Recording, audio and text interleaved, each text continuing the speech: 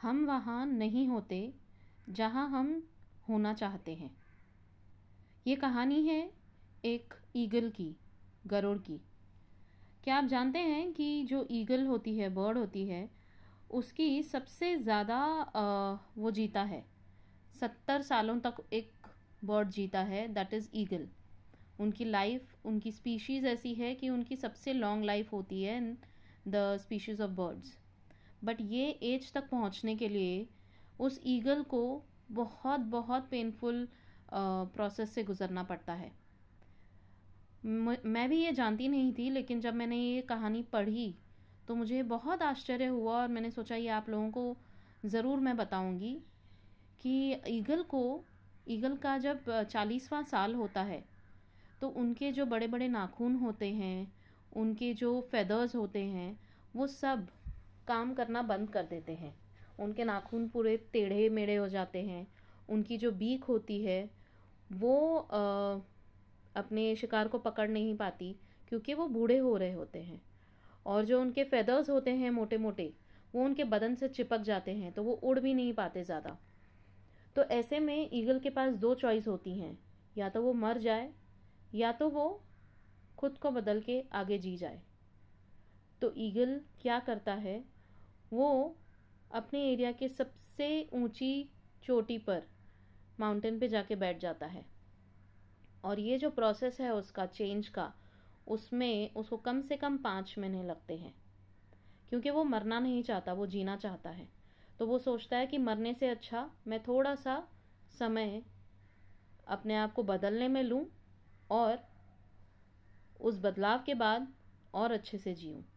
तो वो बदलाव भी कैसा होता है, आपको सुनकर आश्चर्य होगा कि वो ईगल अपनी जो बीक होती है, वहाँ पहाड़ी पे जो वो ऊपर जाके बैठता है, उस बीक को बार बार पहाड़ी पे मारता है और अपनी बीक को तोड़ देता है।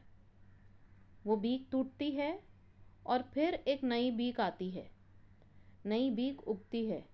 और फिर जब वो नई बीक आती है उसका नया, जो बोल सकते हैं हिंदी में, मुंह आता है, नई बीक आती है, उस बीक से फिर वो अपने जो फेदर्स हैं, उसके पंख हैं, वो फेदर्स को उखाड़ के निकाल देता है। सोचिए कितना दर्द सहता है वो ईगल। पहले तो उसकी बीक को खुद तोड़ता है वो, और फिर जब नई बीक आने का इंतज़ार करता है, फिर वो नई बीक आती है और वो अपने मुंह से खुद, उस बीक से खुद अपने ही फेदर्स को पुल करता है, पुल करके सारे फेदर्स निकाल देता है, क्योंकि उसके फेदर्स चिपक गए हैं उसके बॉडी से, तो वो फेदर्स को निकाल देता है। फिर उसके नए फेदर्स आते हैं, उसके पैरों के नाखून को भी वो इसी प्रकार तोड़ देता है और फिर उसके नए नाखून आते हैं और फिर वो एक नया ईगल बन जाता है, उसका जैसे पुनर्जन्म हुआ होता है। और फिर उसके बाद वो 30 साल कम से कम और जीता है। ये कितनी सुंदर, मतलब मोटिवेशनल, प्रकृति ने उसे ऐसा बनाया है कि उसे, हर ईगल के पास चॉइस होती है। वो चाहे तो मेहनत करके अपने आप को बदल ले, या फिर 40वें साल में ही वो, क्योंकि पंख उसके उड़ नहीं सकते, वो जहाँ है वहाँ वो मर जाए। लेकिन हर ईगल अपने आप को उस बदलाव, उस प्रोसेस से वो गुजारते हैं खुद को, और अपने आप को बदल के एक नया जीवन जीते हैं अगले और 30 साल तक। तो ये चेंज बहुत ज़रूरी है। अगर आप कनेक्ट करें हमारी खुद की लाइफ से भी, अगर हमें जीना है तो हमें खुद को बदलना ही होगा। हम कंफर्टेबल होके जहाँ हैं वहाँ नहीं रुक सकते, क्योंकि अगर हम कंफर्टेबल हो गए तो लाइफ बिल्कुल हमें कंफर्टेबली जीने नहीं देती। अनकंफर्टेबल चेंजेस से हमें गुजरना ही पड़ता है, ताकि हम खुद को सुधारें, परिस्थितियों को सुधार पाएँ, अपनी जो ओल्ड अनप्लेजेंट मेमोरीज़ हैं उनको, जो पुरानी यादें हैं, नेगेटिव थॉट्स हैं, पुराने जो ज़ख्म हैं, उन सब को निकाल बाहर करें।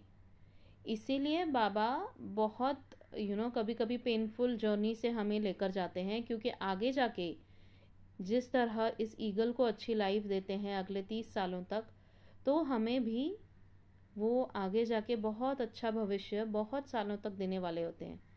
बहुत लोग पूछते हैं कि क्यों, अपने बाबा से पूछते रहते कि क्यों मेरे साथ ही ऐसा हुआ। तो सिर्फ आपके साथ ऐसा नहीं होता है, हर इंसान के साथ ऐसा होता है। और अभी तो आपने सुन लिया कि हर ईगल के साथ भी ऐसा होता है। तो जानवर भी नहीं छूटे हैं पेनफुल जर्नी से, तो हम क्या हैं, हम तो मनुष्य हैं। और हमारे पास तो बाबा का आशीर्वाद है, बाबा हमारे साथ हैं, हमेशा मतलब अपनी प्रेजेंस दिखाते रहते हैं। तो उनकी ताकत मतलब वो उनकी प्रेजेंस को अपनी ताकत बना के हम आगे बढ़ सकते हैं। जब तक आप अपने अंदर से वो negative old emotions, negative beliefs नहीं निकाल बाहर करते, तो आप ग्रो नहीं हो पाएंगे लाइफ में। इसीलिए हमेशा बाबा कहते हैं कि अपने पुराने ज़ख्मों को भूल जाओ। और वो कैसे संभव है, अगर हम सिर्फ आगे की तरफ देखें, बाबा की तरफ देखें। और बाबा हमेशा हमें कहीं ना कहीं किसी न किसी माध्यम से संदेश देते रहते हैं कि मैं तुम्हारे साथ हूँ और तुम्हारा भविष्य सुरक्षित है। तो तुम अपने आज में जियो, पुराने पास्ट में मत जियो, अपने आज में जियो। आज के पलों को अच्छे से एंजॉय करो, अपने परिवार के साथ खुश रहो, मेरा हाथ थामे रहो, मेरा नाम स्मरण करते रहो। जिस तरह से तुम अगर मुझे अपने विचारों में रखोगे तो अपने आप मैं तुम्हें हिम्मत दूंगा और धीरे धीरे तुम करके आगे बढ़ते चले जाओगे। प्रॉब्लम सभी के पास आती हैं, लेकिन उसको सॉल्व करने का एटीट्यूड है वो हर एक का अपना अलग अलग रहता है। अगर आपका सॉल्व करने का एटीट्यूड है तो आप जीवन में आगे बढ़ेंगे, लेकिन अगर एटीट्यूड नहीं है प्रॉब्लम सॉल्व करने का, बस रोते रहने का एटीट्यूड है, तो सॉरी बॉस, फिर बाबा भी आपको हेल्प नहीं कर पाएंगे। उनके होते हुए भी अगर आप दुखी हैं तो वो आपकी गलती है। तो इसीलिए कभी भी चेंज से डरिए मत। जो कुछ भी हो रहा है उसे एक्सेप्ट करते रहिए और बाबा का हाथ थामे रहिए। बाबा तो हैं ही हमारे साथ। आई होप आपको ये कहानी अच्छी लगी हो, आपको थोड़ा सा मोटिवेशन मिला हो। अगर अच्छी लगी तो प्लीज़ शेयर कीजिए। एंड बस यूं ही बाबा की लीलाओं का गुणगान और ऐसी शॉर्ट मोटिवेशनल स्टोरीज़ लेकर मैं आती रहूँगी।